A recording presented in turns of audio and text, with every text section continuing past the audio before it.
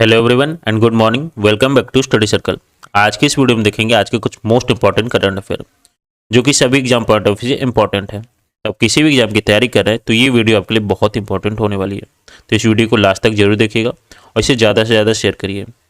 और अगर आप इस चैनल पर नए तो चैनल को सब्सक्राइब कर बेल आइकन को जरूर प्रेस कर लें ताकि वीडियो की नोटिफिकेशन आपको मिलती रहे। तो चलिए स्टार्ट करते हैं आज के कुछ मोस्ट इंपॉर्टेंट करंट अफेयर को। पहला क्वेश्चन है, भारत में carbon capture and utilization CCU के लिए 2 राष्ट्रीय उत्कृष्ट केंद्र खोले जा रहे हैं। तो वो कौन कौन से हैं? IIT Bombay, JNCSR, IIT Kanpur, IIT Kharagpur. Option C IIT Pune और एडीसीएम में। ऑप्शन डी आईआईटी दिल्ली और आईसीआर। इसका राइट ऑप्शन है ऑप्शन ए। ऑप्शन ए जो है राइट आंसर है। आईआईटी बॉम्बे और जेएनसीएसीएसआर ये दोनों केंद्र खोले जा रहे हैं। तो ये है आईआईटी बॉम्बे और ये है जेएनसीएएसआर। इसके की पॉइंट है, यह एक ऐसी तकनीक है जिसमें पावर प्लांट और फैक्ट्री के उत्सर्जन से कार्बन डाइऑक्साइड को संघटित करके पंप के जरिए धरती के नीचे स्टोर कर दिया जाता है। और यह तकनीक जो है ब्रिटेन में इस्तेमाल किया जा रहा है और सबसे उपयुक्त स्थान माना जा रहा है। और इसकी वजह है कि उद्योगों से निकलने वाले कार्बन डाइऑक्साइड को उत्तरी सागर महासागर में संग्रहित किया जा सकता है। मतलब इस तकनीकी से जितने भी उद्योग से कार्बन डाइऑक्साइड निकलते हैं उसे एक साथ स्टोर करके उत्तरी सागर में स्टोर किया जा सकता है। और ये केंद्र भारतीय प्रौद्योगिकी संस्थान आईआईटी बॉम्बे और Jawaharlal Nehru centre of advance scientific research में खोला जा रहा है। और national centre in carbon capture and utilization को बेंगलुरु में स्थापित किया जाएगा। कहाँ स्थापित किया जाएगा? इसे बेंगलुरु में स्थापित किया जाएगा। कौन कौन से हैं? आईआईटी बॉम्बे और Jawaharlal Nehru centre for advance scientific research में, JNCASR। इसका फुल फॉर्म है Jawaharlal Nehru centre for advance scientific research. ये केंद्र अपने क्षेत्र में वर्तमान अनुसंधान और विकास और नवाचार गतिविधियों पर ध्यान रखेंगे और विकास की सुविधा प्रदान करेंगे। यानी ये अनुसंधान और विकास पे ज़्यादा फोकस करेंगे। अगला क्वेश्चन है, दुनिया की सबसे बड़ी 82,000 किलो की घंटी का निर्माण किया जा रहा है। तो इसका ऑप्शन है काशी, मथुरा, कोटा, अयोध्या। तो इसका राइट आंसर है option C. Option C right answer है। कोटा में दुनिया की सबसे बड़ी यानी 82,000 किलो की घंटी का निर्माण किया जा रहा है। कहाँ किया जा रहा है? कोटा में। और ये रहा उसका एक नमूना, मतलब ऐसी घंटी बनेगी 82,000 किलो की। तो इसके की पॉइंट है, ये वर्ल्ड बिगेस्ट बेल कहलाएगी। क्या कहलाएगी? वर्ल्ड बिगेस्ट बेल, जो कोटा के चंबल रिवर फ्रंट पर दुनिया की सबसे बड़ी घंटी का निर्माण किया जा रहा है। और इस निर्माण के साथ साथ ही गिनीज वर्ल्ड बुक रिकॉर्ड में इसका नाम दर्ज हो जाएगा। किस लिए? क्योंकि सबसे बड़ी घंटी है। सबसे बड़ी घंटी के लिए Guinness world book of record में इसका नाम दर्ज किया जाएगा। और अभी इसकी वास्तविक आकृति का जो फ्लैक्स बोर्ड अभी पीछे दिखा है, ये इसको साइड पे प्रदर्शित यानी इसका विमोचन कर दिया गया है। और ये 82,000 किलो की है। कितने वजन है इसका? 82,000 किलो का इसका वजन है। और ये 8 किलोमीटर तक इसकी ध्वनि सुनाई देगी। जब ये बजेगी तो ये 8 किलोमीटर तक इसकी ध्वनि सुनाई देगी। इसका निर्माण कौन कर रहा है? इस घंटी का निर्माण स्टील मैन ऑफ इंडिया के नाम से मशहूर इंजीनियर देवेंद्र कुमार आर्य कर रहे हैं। कौन कर रहा है? देवेंद्र कुमार आर्य कर रहे हैं। और इसकी कलाकृति यानी इसकी डिजाइनिंग कौन किया है? इसकी डिजाइनिंग की है हरिराम कुंभावत। यानी इसकी डिजाइनिंग कौन किया है? हरिराम कुंभावत। घंटी का निर्माण कौन किया है? देवेंद्र कुमार आर्य। और ये कितने किलो की है? 82,000 किलो की है। ये कहाँ है बन रही है? ये कोटा के चंबल रिवर फ्रंट पर। ये इतनी चीजें याद रहे। अगला क्वेश्चन है, अंतरिक्ष में सबसे छोटा रॉकेट जाया जाएगा, मतलब एक अंतरिक्ष में सबसे छोटा रॉकेट भेजा जा रहा है, तो उसका क्या नाम है? पहला ऑप्शन है अस्त्र 3.3, अग्नि 2, ब्रह्मोस्त्र, बौनासिप। तो इसका राइट आंसर है अस्त्र 3.3। ये ऑप्शन सही है। अस्त्र 3.3 जो है अंतरिक्ष में सबसे छोटा रॉकेट भेजा जाएगा, उसका नाम है अस्त्र 3.3। इसके की पॉइंट है, दुनिया का पहला और सबसे छोटा रॉकेट अंतरिक्ष में भेजा जा रहा है, उसका नाम क्या है? अस्त्र 3.3। इसकी लॉन्चिंग 7 फरवरी को होने वाली थी लेकिन किसी कारणवश रोक दी गई। और इस मिशन का नाम क्या है? इलाना 41। मतलब नासा ने इसका क्या नाम दिया है? इलाना 41। ये अब कब इसको लॉन्च किया जाएगा। ये 7 फरवरी को लॉन्च होने वाला था, लेकिन किसी तकनीकी के कारण इसको रोक दिया गया, तो ये 10 फरवरी को लॉन्च किया गया है। और यह कितना फीट ऊंचा है? केवल 43 फीट ऊंचा है और इसकी लंबाई 13 मीटर है, यानी 43 फीट ऊंचा यानी 13 मीटर इसकी लंबाई केवल है। और इसको किसने बनाया? University of Alabama, new Mexico state university और यूनिवर्सिटी ऑफ कैलिफोर्निया द्वारा इसको बनाया गया है। मतलब ये यूनिवर्सिटी मिलकर इसको बनाए हैं। किसने लॉन्च किया? नासा ने इसको लॉन्च किया है। अगला क्वेश्चन है, भारत का सबसे बड़ा शौचालय कहाँ बनेगा? इसका ऑप्शन है उत्तर प्रदेश, गुजरात, दिल्ली या मुंबई। तो इसका राइट आंसर है option D. Option D right answer है। मुंबई में भारत का सबसे बड़ा शौचालय बनाया गया है। इसके की पॉइंट है, मुंबई के धारावी में सबसे बड़ा यानी 2 मंजिला सामुदायिक शौचालय का उद्घाटन किया गया है। इस सामुदायिक शौचालय में 111 शौचालय सीट है, जिसमें से भारत सबसे बड़ा शौचालय बन गया है ये। इसमें क्या क्या सुविधाएं हैं? इसमें 50,000 निवासियों को नहाने की सुविधा, आरओ का पानी और कपड़े धोने की सेवा मिलेगी। यह सुविधा कौन दिया है? हिंदुस्तान यूनिलीवर लिमिटेड और HSBC India UNGO United of India के साथ मतलब काम किया। मतलब कौन कौन? हिंदुस्तान लीवर, यूनिलीवर और HBC इंडिया।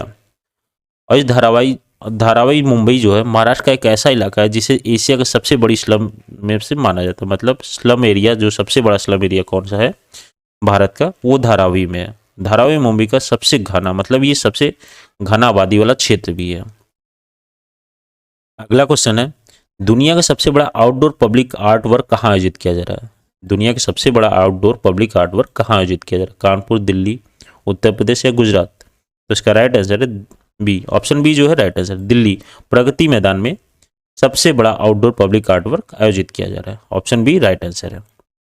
इसके की पॉइंट है, देश की राजधानी दिल्ली में, कहाँ? देश की राजधानी दिल्ली में प्रगति मैदान के नीचे बनाई जा रही सुरंग दुनिया की सबसे बड़ी आउटडोर, और किस आर्ट से? Muller art. म्यूलर आर्ट सबसे मतलब की पॉइंट क्या है? Muller art. म्यूलर आर्ट मतलब इस पेंटिंग दीवार और सीलिंग पर होगी। मतलब इस म्यूलर आर्ट की पेंटिंग कहाँ होगी? दीवार और सीलिंग पे की जाएगी। और प्रगति मैदान सुरंग जो बना है, म्यूलर आर्ट बहुत अनोखा है, जो 98,000 वर्ग मीटर का आर्ट वर्क बनाया गया है। और सुरंग की दीवार पर सबसे पहले 3 किलोमीटर मोटी 3 किलोमीटर की माइल्ड चादर लगाई गई है। और यह सुरंग 6 हिस्सों में बांटा गया है, जिसमें हर मौसम को दिखाया गया है। और इस वर्क आर्ट का क्या थीम है? भारत के 6 ऋतुओं में जिंदगी, यानी 6 ऋतुओं में भारत की जितनी मौसम है उनको दर्शाया गया है। यह सुरंग कश्मीर से लेकर कन्याकुमारी तक सभी, मतलब इस सुरंग में कश्मीर से लेकर कन्याकुमारी तक सारे त्योहारों को दिखाएगा। तो ये कहाँ है सुरंग? ये वर्क आर्ट कहाँ हो रहा है? दिल्ली के प्रगति मैदान में। दिल्ली के प्रगति मैदान में ये आर्ट हुआ है। अगला क्वेश्चन है, राष्ट्रपति भवन का मुगल गार्डन आम जनता के लिए कब खोला जाएगा? 10 फरवरी, 12 फरवरी, 14 फरवरी या 16 फरवरी? इसका राइट आंसर है बी। ऑप्शन बी जो है राइट आंसर है। 12 फरवरी को राष्ट्रपति भवन का मुगल गार्डन आम जनता के लिए खोल दिया जाएगा। तो ये रहा राष्ट्रपति का मुगल गार्डन। राष्ट्रपति भवन का मुगल गार्डन 12 फरवरी को आम जनता के लिए खोल दिया जाएगा। और ये 12 फरवरी से 16 मार्च तक बस सोमवार को छोड़कर आम जनता के लिए खुला रहेगा साल भर। और ये कोविड के कारण बंद कर दिया गया था। यहाँ पे अलग अलग प्रजातियों के फूल है, जैसे मोगरा, मोती, रजनीगंधा, बेला, रातरानी, जूही, चंपा, चमेली, अलग अलग के प्रकार के इस बाग में फूल हैं। इस गार्डन में 135 किस्म के गुलाब भी हैं। मतलब इस गार्डन में 135 किस्म के गुलाब है और दुनिया के सबसे बेस्ट गुलाब गार्डन में से एक है।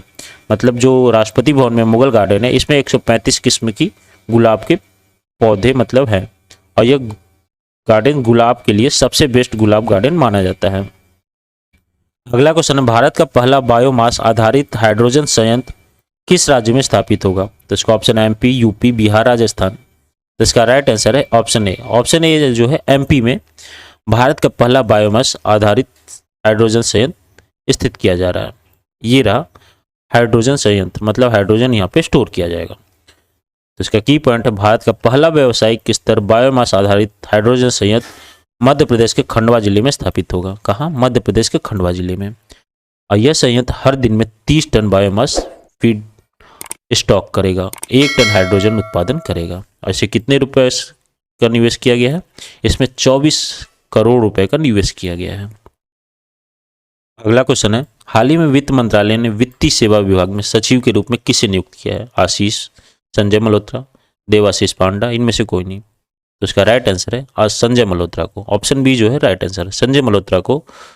ये रहे संजय मल्होत्रा, जिन्हें वित्त मंत्रालय में वित्तीय सेवा विभाग में सचिव के रूप में नियुक्त किया गया है।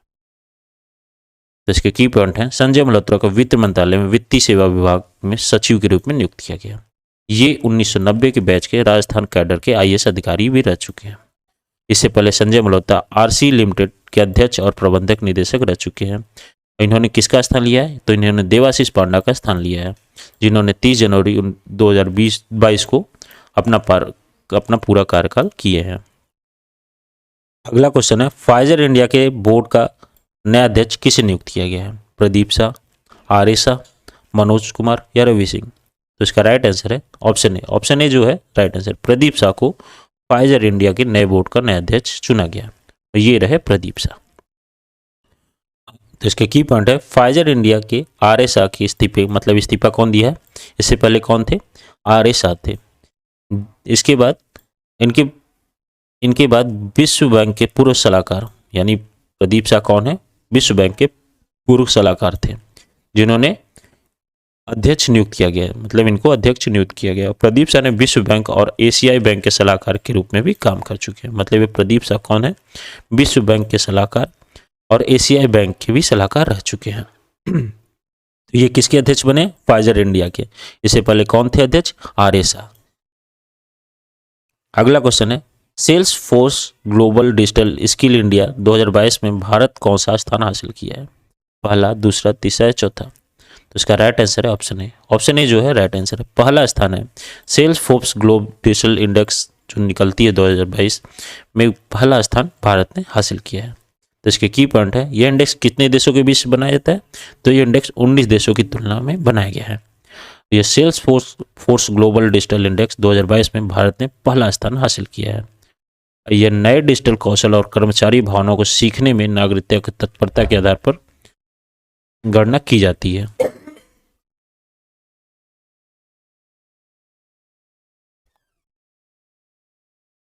ये थे आज के कुछ मोस्ट इंपॉर्टेंट करंट अफेयर जो कि सभी एग्जाम पॉइंट ऑफ व्यू से इंपॉर्टेंट है। तो इस वीडियो को ज़्यादा से ज़्यादा शेयर करिए। अगर आप इस चैनल पर नए हैं तो चैनल को सब्सक्राइब करें और बेल आइकन जरूर प्रेस कर लें। कल फिर मिलते हैं नए करंट अफेयर के साथ। जय हिंद।